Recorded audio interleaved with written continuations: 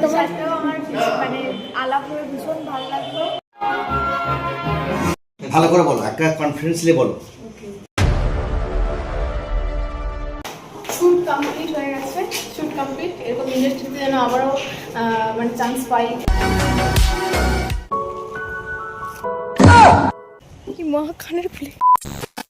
Hello, আমি দুষ্টু। বলেছিলাম না নেক্সট ব্লগে আবারও আমি চলে এসেছি নতুন কিছু তুলে ধরার জন্য। আজকের ভিডিওটা সম্পূর্ণ আলাদা। আজকের দিনটা আমার কাছে আরো অনেক স্পেশাল। শাড়ি কেন পরে আছি, এত সেজে গুজে কোথায় যাব, সবটা তোমাদেরকে বলছি। তো তোমাদের কাছে একটাই রিকোয়েস্ট, ভিডিওর শুরুতে শেষ পর্যন্ত আমার সাথে থেকো। এই ব্লগটা আমার জীবনের একটা ছোট্ট গল্প তোমরা জানতে পারবে। তো আগের শনিবার আমি যখন বোলপুর মেলায় যাই, সেই সময় তখন একটা কল আসে। তো কলটা আসে একটা ইনভাইটেড থেকে, একটা প্রমোশনের জন্য অ্যাকচুয়ালি আমাকে ইনভাইট করা হয়েছে। কলটা ফার্স্ট করেছিল আমাদের গ্রুপেরই একটা কাকু। তো ওইখান থেকে ব্যাপারটা আমারই একটা কাকুর কাছে চলে আসে। তারপরে কাকুর সাথে কথাবার্তা বলে কাজটা আমি ফাইনাল করে নিলাম। আর ফাইনাল করার পর আজকে হচ্ছে সেই দিন। আজকের দিনে আমার সেই প্রমোশনটা আছে। এর আগে আমি আরো একবার প্রমোশন করেছি, কিন্তু সেটা একদম অন্যরকম, ফেসবুক মিটআপ ধরনের ছিল। আর এই প্রমোশনটা সম্পূর্ণ ভাবেই আলাদা। এই হচ্ছে আমার কাকা, যে আমাকে সেই ইনভাইটে নিয়ে যাবে। কাকাকে তো পুরো লাগছে হিরো। কথাটা বলা মাত্রই কাকা পকেট থেকে চশমা বের করলো, নিয়ে বলছে এখন কেমন লাগছে বল। আমি বললাম তোমাকে পুরো রকস্টার লাগছে।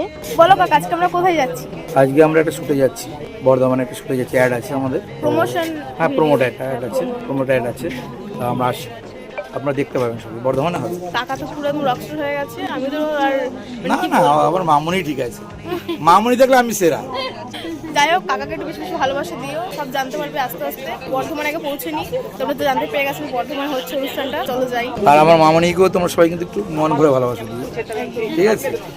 তারপরে আমরা হ্যাপি জার্নি করতে শুরু করলাম। আমরা নিমিশের মধ্যেই চলে এলাম বর্ধমান। আর লিফটে এতটাই ভিড় ছিল যার জন্য আমরা একটু ওয়েট করে গেলাম। আর হ্যাঁ, শাড়ি পরে আমাকে কেমন লাগছিল এটা বলতে একদম ভুলো না। আর আমাকে একটু সবাই আশীর্বাদ করবে যেন জীবনে আরো অনেক বড় হতে পারে। আর আমার কেমন যেন একটা নার্ভাস ফিল হচ্ছিল। সকালে আমি বাড়ি থেকে কিছু খেয়েও আসেনি, আর মাও খেয়ে আসেনি। আর ফাইনালি এখন আমরা লিফটে আছি। যত সামনে এগোচ্ছি ততই যেন মনের ভিতরে একটা ভয় কাজ করছে। কিন্তু ভয় করলে হবে না, ভয়কে জয় করতে হবে।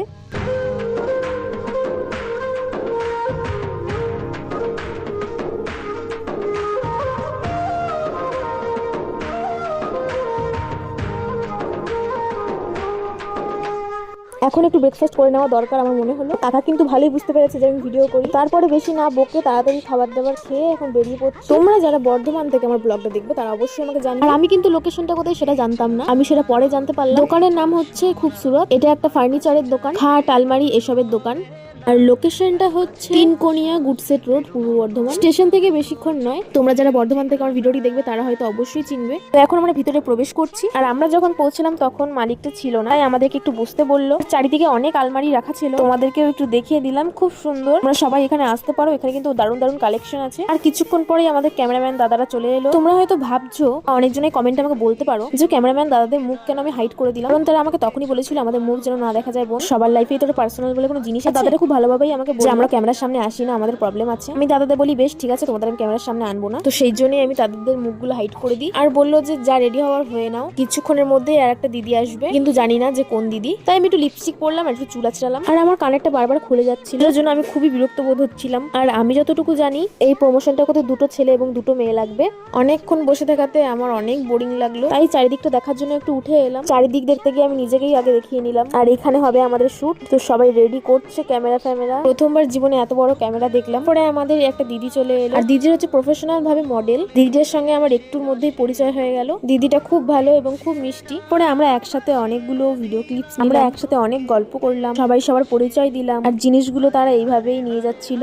কাছ থেকে একটু নিচের দৃশ্যটাও দেখলাম। ওই ফার্নিচার দোকানের যে মালিকটা আছে সে আমাদের তার অফিসে ডাক, এবং আমিও গেলাম সেখানে। আর এখন হচ্ছে আমাদের অডিশন, এটা সম্পূর্ণই আলাদা। আমি সত্যি ভীষণ নার্ভাস ছিলাম। এখানে তিনি এটাই দেখছেন যে কে ভালো বেশি জোরে বলতে পারে। তো আমার মুখ দেখে তো তোমরা বুঝতেই পারছো যে আমার কতটা ভয় ছিলাম আমি। আর ওই কথায় আছে না, যেখানে বাঘের ভয় সেখানেই সন্ধ্যা হয়। আমার একবার কানের খুলে যাচ্ছে, ডায়লগ ভুলে যাচ্ছে। ফার্স্ট টাইম এরকম বড় ক্যামেরা, এরকম অফিস রুম, তারপরে অডিশন দেওয়ার মতো ব্যাপার থাকলে যা হয়। আর আমাদের কথাবার্তা চাচার খুব ভালো লাগলো। এরপরে আমরা কোনো রকম ভাবে অডিশনটা কমপ্লিট করে চাচার মন জয় করে আমরা এখন লাঞ্চের দিকে চলে এলাম। আর দিদিটা পুরোপুরি ভেজিটেরিয়ান, জন্য দিদির জন্য পেস্ট্রি এসব আনা হয়েছে। আর আমাদেরকে বলা হয়েছিল তোমরা কি বিরিয়ানি খাবে, আমরা না করি না, আমরা হ্যাঁ বলে দিয়েছিলাম। লাঞ্চ কমপ্লিট করে এবার আমাদের শুট হবে। আর আমি আমার ডায়লগটা মুখস্থ করছিলাম। প্রমোশনটা দেওয়ার কথা ছিল আমার, লাস্টে আমার মাও চান্স হয়ে গেল এখানে। আমাদের যদি কারোরও ভুল হচ্ছে তাহলে চাচা দেখিয়ে দিচ্ছে যে এরকম করে বলো। তো বেশ ভালোই একটা ব্যাপার, এখানে এসে অনেক মজা করছি, এনজয় হচ্ছে। আর সব থেকে বড় কথা, চাচাকে দেখে আমার একটু একটু ভয়ও লাগছিল। তো চাচার কথা শুনে আমি স্বস্তিকা দির দিকে তাকিয়ে হাসছি, আর স্বস্তিকা দি আমার দিকে তাকিয়ে হাসছে। তো আমার মায়ের এই অডিওটা আর শোনালাম না, কারণ এটা পারফেক্ট নয়। যখন শুট হবে তখন তোমাদের একবারে শোনাবো। মা এখন যেটা বলছে সেটা হচ্ছে মায়ের ডায়লগ, আর চাচা পিছন দাঁড়িয়ে শুনছিল।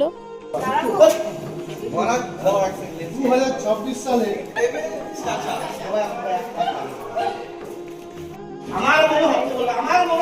তো দেখো এখানে এখন শুট চলছে, ঠিক আছে। এদিকে ক্যামেরাও রেডি হয়ে গেছে, এই যে এখানে সবাই রেডি আমাদের শুটের জন্য। এই যে দেখো এদিকে মেয়েরাও রেডি হয়ে গেছে। অডিওটা চেক করে নিন। ওটাই আসছে সবাই যেটা না একটা নয়, একটা 10টা আসলে ইসলাম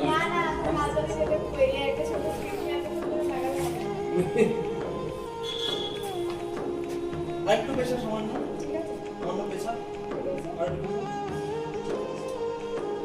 এক সেকেন্ড আপনাকে না এক কাজ করুন, ওই যে ছোট টুল বা কিছু একটু এইবার আমাদের পালা, এখন আমাদের শুট হচ্ছে। আর সময় লাগছে কারণ লাইটিং গুলো ঠিক করতে। আমি তো ভীষণ এক্সাইটেড, মাঝে মাঝে আবার ডায়লগও ভুলে যাচ্ছি। ওদের ক্যামেরা সেট করতে করতে আমি একটু নিজে প্র্যাকটিস করে নিচ্ছিলাম। এবার হবে ফাইনাল শট।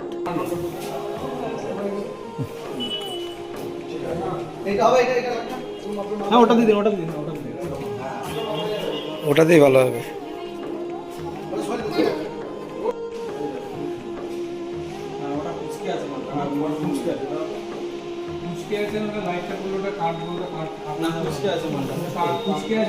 শুট তো খুব ভালো মতোই চলছে। তো রিয়েল ডায়লগটা তোমাদেরকে শোনাতে পারলাম না। শুট প্রায় কমপ্লিটের দিকেই। তো আমাদের শুট কমপ্লিট। আজকে ওয়েদারটা কিন্তু একদম ভালো ছিল না, তো শুট করতে করতে অনেকটা বেলা হয়ে গেছে। শুট কমপ্লিট হয়ে গেছে, শুট কমপ্লিট। এরকম ইন্ডাস্ট্রিতে যেন আমারও মানে চান্স পাই, যেন আরও সুযোগ পাই, এটাই চাই। সবাই একটু আশীর্বাদ করবে। তখন বাড়ি যাচ্ছি। আর আমার খুব শীত করছিল, এখানে কোথাও চেঞ্জ করার জায়গা নেই। আমি এমনি জামা প্যান্ট নিয়ে এসেছি, শাড়ি পরে যাওয়া আমার পক্ষে আর সম্ভব নয়। আর আমার এখানে এসে অনেক ভালো লাগলো, অনেকের সাথেই পরিচয় হলো, খুব এনজয়ও করলাম, আর কাজটাও খুব ভালো হয়েছে। বাড়ি যাওয়ার উদ্দেশ্যে রওনা দিলাম। বাইরে প্রচুর ঠান্ডা, আজকে তো রোদই ওঠেনি, মেঘলা মেঘলা আবহাওয়া ছিল। আর স্টেশনে ঢোকার আগে আমি এই ড্রেসটা চেঞ্জ করিনি ওয়াশরুম থেকে। আর আমরা খুব তাড়াহুড়ো করছিলাম কারণ হাতে বেশি সময় ছিল না, ট্রেন চলে এসেছিল। বর্ধমানে পাবলিক প্লেসে ভিডিও করতে গিয়ে দেরি হয়ে গেল একটু। তো যাই হোক, ট্রেনটা আমরা পেয়ে গেছি। লেবন পিঠা একদম ট্রেনে উঠে নিয়ে পেয়ে গেছি, একদম গরম গরম। কাকা, এই যে মা আর আমি খাই চা। কাকা ওরা খায় কি? ওরা খায় চা, চা। তুমি চা, আমার লজ্জা করে। ওরা খায় চা।